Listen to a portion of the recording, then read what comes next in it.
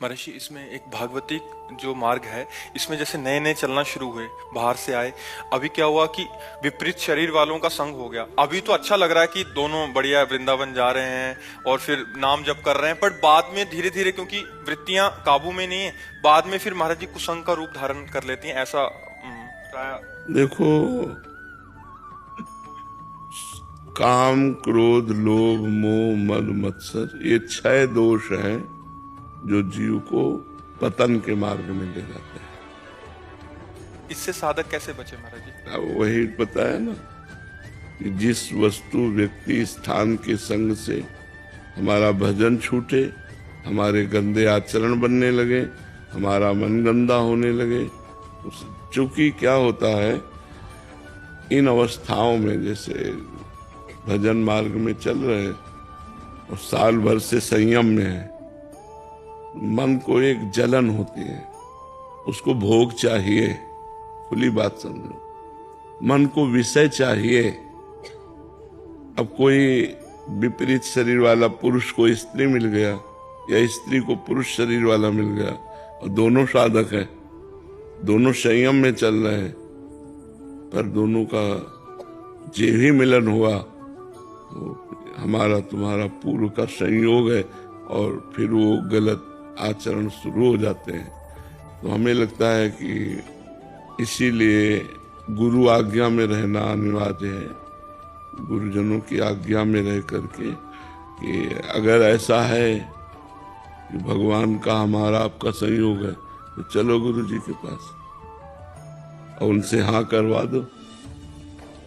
तब तो गुरु से चल भाग जाएगा, फिर कोई साथ थोड़ी आएगा। फिर ऐसे क्या है कि मीठी मीठी बातें करके हम लोग आपस में भ्रष्ट हो जाते हैं और फिर जब साल 6 महीना बाद कटुता पैदा होती तो फिर अलग अलग होके एक दूसरे की निंदा करने लगे। फिर साल 6 महीना रहे तो फिर वो याद आने लगता है विषय सेवन, जहाँ विषय सेवन याद आया फिर वो काम जगा, फिर दूसरा कोई मिल गया, फिर भ्रष्ट हो गया। ऐसे जन्म के जन्म हम गंवाते चले आ रहे हैं। बहुत मिठास है सोचने में, ध्यायतो विषयान पुंसान संगास्तेषुपजायते संगात संजायते कामा। ये बात बहुत समझनी साधक साधिकाओं को कि अगर आप वास्तविक भगवत प्राप्ति करना चाहते हैं और विपरीत शरीर का संग करेंगे, स्त्री शरीर का संग पुरुष शरीर का स्त्री शरीर, तो बचना असंभव है। चाहे जितनी कसम खा लो और चाहे जितनी पवित्रता से रहने का नियम ले लो, बच नहीं सकते। आज नहीं तो कल, कल नहीं तो परसों आप भ्रष्ट ही हो जाएंगे। अगर स्त्री शरीर को आजीवन ब्रह्मचर्य रहना है तो ऐसे कथा सत्संग आदि की बात अलग है, अपने वास में, निवास में प्रवेश नहीं होना चाहिए। बहुत सारा युवा वर्ग आपसे जुड़ा हुआ है, कॉलेज के बच्चे जुड़े हैं, वो नए नए बच्चे हैं, बाहर से आते हैं, तो प्रायः हम आपको बताएं ना, ये गंदगी बहुत फैल रही कि हम तुम साधक हैं। जी महाराज जी, वो संग तो अच्छे के लिए हुआ, दोनों भगवत प्राप्ति के मार्ग पे चलेंगे, फिर वो कुसंग में परिणत हो गया। हाँ, अब जैसे नई नई बच्चियां, नए नए बच्चे भजन करना चाहते हैं, अब अंदर इंद्रियों की विलासिता मांग कर रही भोगों की, तो कहीं ना कहीं आकर्षण हुआ, वो भजन नहीं हो। पर बचना चाहे तो बच सकता है, जब आप ही नहीं बचना चाहते तो कौन बचा सकता है?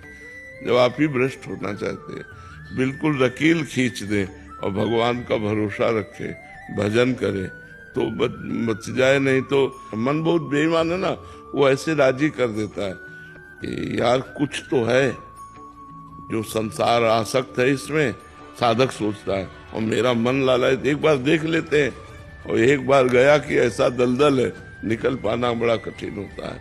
तो हमें लगता है जिसके संग से हमारी इंद्री, हमारा मन भगवान से विमुख होकर भोगों की तरफ जाए, वो सीधा कुसंग है। कोई भी हो, मन बड़ा बलवान है, जब तक भगवत प्राप्ति नहीं हो जाती तब तक ये भ्रष्ट कर सकता है, चाहे 50 वर्ष का हो चाहे 80 वर्ष का हो।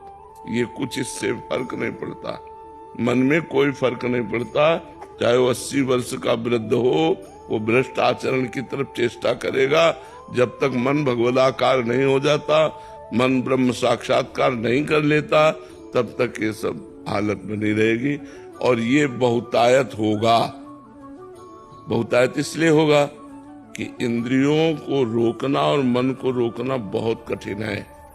ये जाने मोरी छाती बचपन से बाबा जी है ना, बहुत रोग आके इस मार्ग में आगे बढ़ा जाता है। ऐसे थोड़ी बढ़ जाएगा कोई, ऐसे कोई नहीं बढ़ सकता ये मैं निकल गया, ऐसा नहीं। कोई नहीं पीड़ा समझता हृदय की। जो संत हृदय की पीड़ा होती है उसे केवल भगवान समझते हैं। एक एक कदम कष्ट में सहते हुए, आखिरकार मनुष्य ही तो है, हृदय में उनके भी है, पर कोई तभी भगवान फिर कृपा करके दर्शन देते हैं जब देखते हैं सब कष्ट सहते हुए मेरे लिए, तब भगवान अपना लेते हैं। तो कष्ट सहकर चलना एक चढ़ाई पे चलना है, और फिसलना बहुत आराम से है। तो फिसलने के तो बहुत चांस है और चढ़ने के बहुत कम चांस है। चढ़ने में थोड़ा, फिसलने के तो गली गली चांस है, चाहे जहां फिसल जाओ, लेकिन चढ़ने के बहुत कम चांस है। तो अपने को बचाना चाहिए। अपने को इतना दृष्टि में तो समझ में आ ही जाता है कि हम फिसलने जा रहे हैं, पर वो फिसलना अच्छा लगता है, बात ये है ना। इसलिए साधुकों से प्रार्थना है कि गृहस्थ धर्म को अपना करके चलो, पाप कर्म मत करो। अगर आपके मन में पुरुष या स्त्री के प्रति आकर्षण है, आप गृहस्थ धर्म भगवान ने बनाया है। चोरी चोरी क्यों, भयभीत होके क्यों, स्वीकार करो, दोनों पति पत्नी बन जाओ और गृहस्थ धर्म में आराम से चलो और भजन करो। और जब तुम्हारा भोगों से मन निवृत्त हो जाए, दोनों कसम खा के वैराग्य ले लो अंदर वाला और भजन करो। नियम ले लो कि आजीवन ब्रह्मचर्य रहेंगे, अब भजन करो। वो तो ठीक हमें लगा, लेकिन ऐसे इधर उधर दृष्टि मारना हो, ये सब तो चाहे बच्ची हो चाहे बच्चा हो, चाहे साधक हो चाहे साधिका हो, हम प्रार्थना करते हैं कि यदि विरक्त मार्ग में कदम रखो तो आजीवन जलना है। ये हमारा शब्द याद रख लो, जलना है, सिर्फ जलना है। क्योंकि जब तक पूरे पाप नष्ट नहीं हो जाएंगे, जब तक मन इंद्रियां पवित्र नहीं हो जाएंगी, तो भगवान का दर्शन खिलवाड़ समझते हो क्या? निर्मल जन मन सो मोहि पावा, मोहि कपट छल छिद्र न भावा। भगवान क्या कह रहे? कपट छल दोष इनका त्याग करके जिसका मन निर्मल हो गया है, वो मुझे प्राप्त कर लेता है। बहुत भगवान की प्राप्ति के लिए गुरु आज्ञा में आजीवन अर्पित कर देना, बहुत संभल के अर्पित करना, बहुत संभल संभल के कदम चलना, नहीं तो बहुत कठिन है। ये आग रखी हो और ये घी रखा हो, तो संयोग हो या ना हो, घी पिघल जाएगा कि नहीं पिघल जाएगा? आग रखी है और ये घी रखा है, दोनों के बीच में जगह है, लेकिन घी की आप आकृति देखते जाओ, वो पिघलता चला जाएगा। ऐसे ही स्त्री पुरुष का संग है। संयोग ना हो तो भी मन हमारा पूरा पिघलता चला जाएगा और वो भगवान से विमुख हो जाएगा। कोई भी हो, भगवान की ये माया का खेल ऐसा रचना रची गई है कि स्त्री का आकर्षण पुरुष की तरफ, पुरुष का आकर्षण स्त्री की तरफ, और इसी को सुख माना गया सबसे बड़ा। अब देखो ना संसार में, तो साधक साधिका और पूरे जीवन को जब भगवान में अर्पित करते हैं, तब भगवान को प्राप्त होते हैं। तो ऐसे आचरणों में ना फंसो, शुद्ध भगवत मार्ग अपनाओ, चाहे गृहस्थ में चाहे विरक्त में। कि न गृहस्थ के हुए और न विरक्त के हुए तो अपना जीवन बर्बाद हो जाएगा।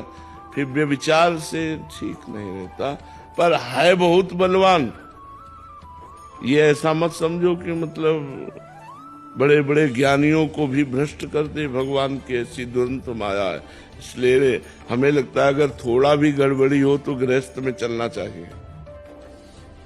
विरक्त तो बनने का अधिकार उसी को जो मर गया। जीवित मर जाए उलट आप में समाए, यह दिलगिरी है। मन मार्या तन बस में कीन्हा, हुआ भरम सब दूर। बाहर से कछु दिखत नाही, अंदर चमके नूर। आपो त्याग जगत में बैठे, नहीं किसी से काम। उनमें तो कछु अंतर नहीं, संत कहो चाहे राम। वो बात बहुत अलग है। तो बहुत संभल के चले।